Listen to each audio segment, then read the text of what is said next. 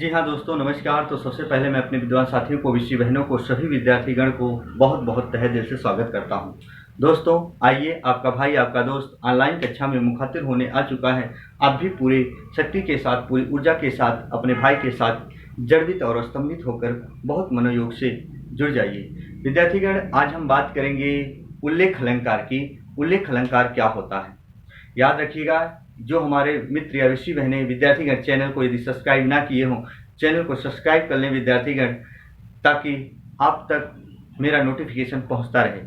आइए आज हम देखते हैं, बहुत ही प्यारा बिंदु होगा अलंकार। और अलंकार वो कौन सा है विद्यार्थीगण? उल्लेख अलंकार। जी हाँ विद्यार्थीगण, कौन सा अलंकार होता है? उल्लेख। उल्लेख अलंकार होता क्या, इसके बारे में हम देखेंगे आज।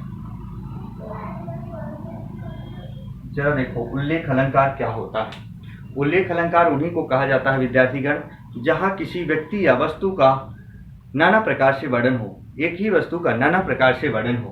तो हम यहाँ इसकी डिफिनेशन लिख दे रहे हैं। जहां एक ही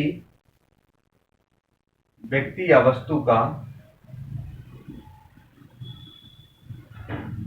का अनेक प्रकार से वर्णन हो।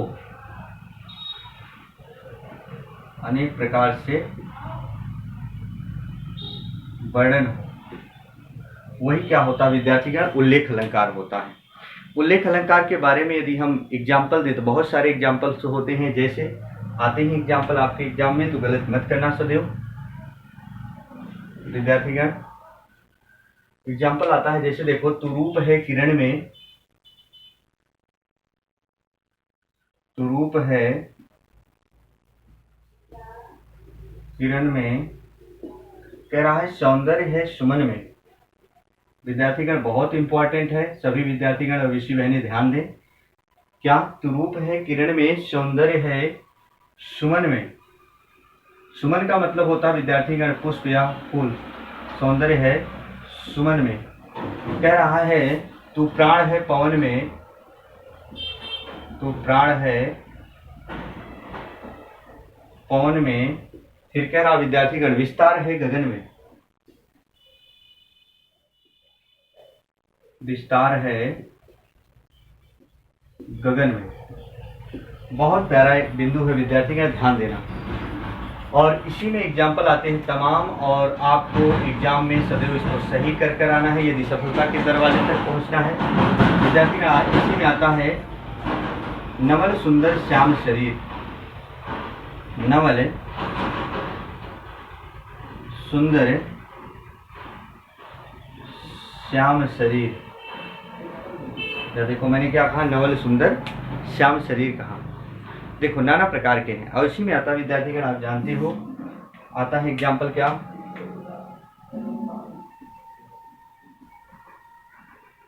जिसकी रही भावना जैसी। आता विद्यार्थीगण, जिसकी रही भावना जैसी।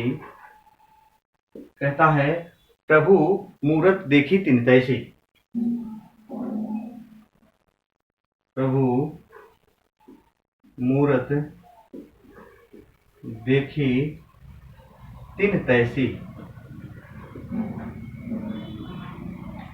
देखो जरा विद्यार्थीगण, आपको समझ में आ रहा होगा, सभी प्रश्न आप देख पा रहे हैं कि जिसकी रही भावना जैसी, प्रभु मूरत देखी तिन तैसी। प्रश्न आए, कुछ भी हो, भावार्थ थोड़ा इधर उधर हो जाए तो उससे परेशान मत होना। तो इसका एक बार स्क्रीनशॉट लीजिए, और हम प्रश्न लिख रहे हैं, है ना विद्यार्थीगण। और इसी में आता है विद्यार्थीगण, गलत मत करना। आप सुने होंगे उसके मुख को कोई चंद्र कोई कमल कहता है। या देखो, उसके मुख को कोई चंद्र कोई कमल कहता है। विद्यार्थीगण जरा देखो, अब इसका हम अर्थ देख लेते हैं, आपको पता होगा। कह रहा है तू रूप है किरण में, सौंदर्य है सुमन में, तू प्राण है पवन में, विस्तार है गगन में। आप देख पा रहे होंगे विद्यार्थीगण बहुत मनोयोग से सुनना, बार बार सुनना, हर बार सुनना, तभी आपके दिलों और दिमाग में ये चीज़ें बैठेंगी।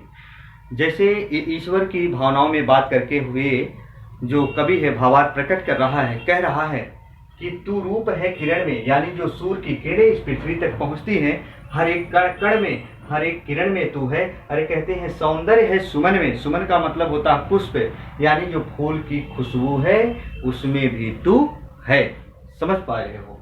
अरे कहते हैं तू प्राण है पवन में, अर्थात जो अंदर बाहर ऑक्सीजन हम लेते हैं, अर्थात उसमें भी तू है। अरे कहते हैं विस्तार है गगन में, पूरे ब्रह्मांड में तू ही तू है। तो विद्यार्थीगण गलत मत करना, यहाँ ईश्वर का नाना प्रकार से वर्णन हो रहा है। तो जैसे कहते हैं नवल सुंदर श्याम शरीर, याद रखना विद्यार्थीगण, श्याम शरीर किसका था? श्री कृष्ण जी का, यानी श्याम या श्यामले रंग का।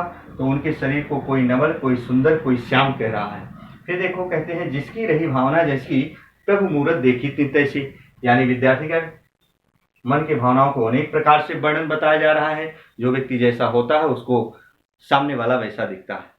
वैसे ही यहाँ बताया जा रहा है कि कोई व्यक्ति है, जैसे उसकी भावना है, यदि मानो तो देव, नहीं तो कहते हैं पत्थर। आप समझ पा रहे होंगे।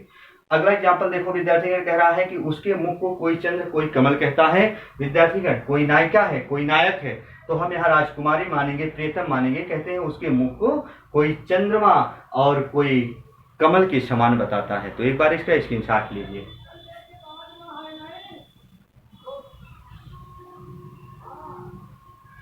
तो विद्यार्थीगण याद रखना है, ये रहा उल्लेख अलंकार। तो आप एग्जाम में जाइएगा, गलत मत करिएगा। आज तक की मेरी कक्षा यहीं तक, नेक्स्ट दिन हम मिलेंगे विद्यार्थीगण। तब तक के लिए जय हिंद, जय भारत।